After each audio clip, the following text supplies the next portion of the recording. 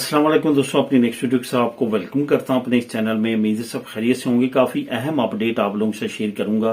जब से दोस्तों अनाउंसमेंट हुई है सुप्रीम कोर्ट वाली कि उन्होंने केस जो है वो यूरोपीय यूनियन में भेज दिया है स्पेन ओपन इमिग्रेशन से रिलेटेड, तो उसमें काफी ज्यादा हमारे जो भाई हैं वो परेशान नजर आते हैं और काफी ज्यादा कमेंट भी करते हैं कि अगर ये फैसला हो जाता है तो फिर हमारा क्या बनेगा, या कितने परसेंट उनको लग रहा है कि ये चांस कि ये फैसला हो जाएगा। ये भी वो पूछते हैं कि आपको कितने परसेंट चांस लगते हैं, या ओवरऑल सिचुएशन क्या हो सकती है।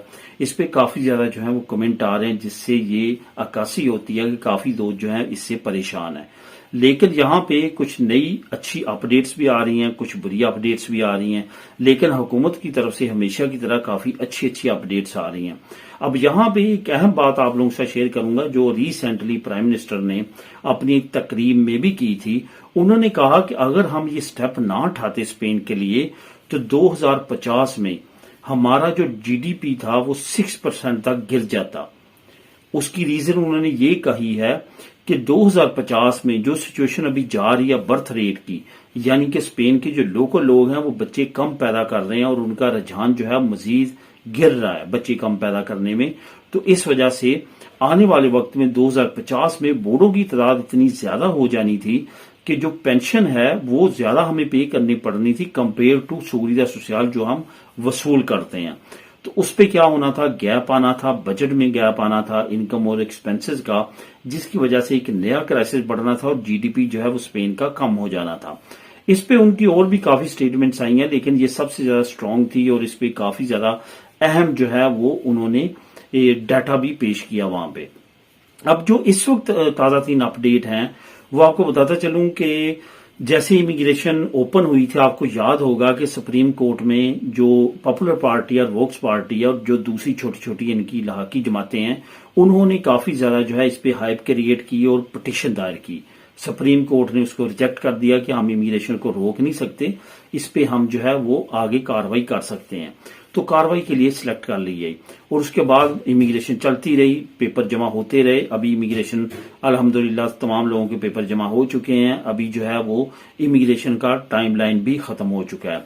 अभी जो ताजा तीन सिचुएशन है, सुप्रीम कोर्ट ने ये कहा है कि हम यूरोपीय यूनियन से इसकी सलाह लेंगे।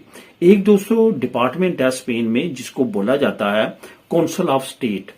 काउंसिल ऑफ स्टेट का ये तरीकाकार होता है या उसके जुम्मे ये काम होता है कि उन्होंने तमाम अदारों के दरमियान, एक तो हम महंगी पैदा करनी होती है, दूसरा तमाम अदारों के दरमियान लॉ के मुताबिक तमाम चीजें हो रही हैं इसकी निगरानी करनी होती है। उनकी जो सदर हैं उन्होंने एक स्पेशल और अच्छी अनाउंसमेंट की है। उन्होंने कहा है कि तमाम चीजें जो हैं वो बागौर देखी गई हैं, तमाम चीजों को रीड किया गया है सुप्रीम कोर्ट की तरफ से भी, बाकी जेली अदारों की तरफ से भी। ये किसी भी सूरत जो है ये कानून की खिलाफ वर्जी नहीं है, ये जो ओपन इमिग्रेशन की जो ये तमाम चीजें की गई हैं।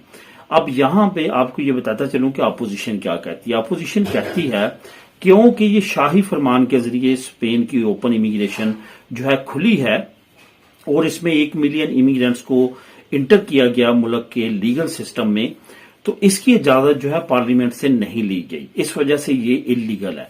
यन डॉक्यूमेंट इमिग्रेंट्स को इतनी बड़ी तादाद में लीगल करना, वो भी शाही फरमान के जरिए, ये बिल्कुल कानून की खिलाफ वर्जी है।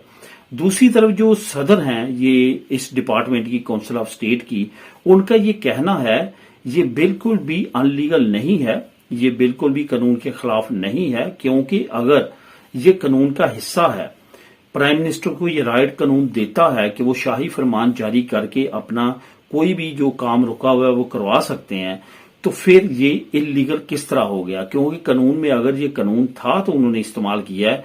कोई भी नया कानून बना के अपने तौर पे डिक्टेटरशिप उन्होंने लागू नहीं की। तो इसका जवाब उन्होंने ये दिया है और उन्होंने असल में इमिग्रेंट्स को ये कहा है, क्योंकि जाहिर है इमिग्रेंट्स काफी ज्यादा इस वक्त परेशान है कि क्या हमने इतना ज्यादा जो है प्रोसेस किया है, अब हमें क्या डॉक्यूमेंट नहीं मिलेंगे। हो सकता है सुप्रीम कोर्ट की ऐसा फैसला दे। सुप्रीम कोर्ट ने कोई भी ऐसा फैसला नहीं दिया। यूरोपीय यूनियन की तरफ जो है ये इस कानून को भेजने का सोच रहे हैं।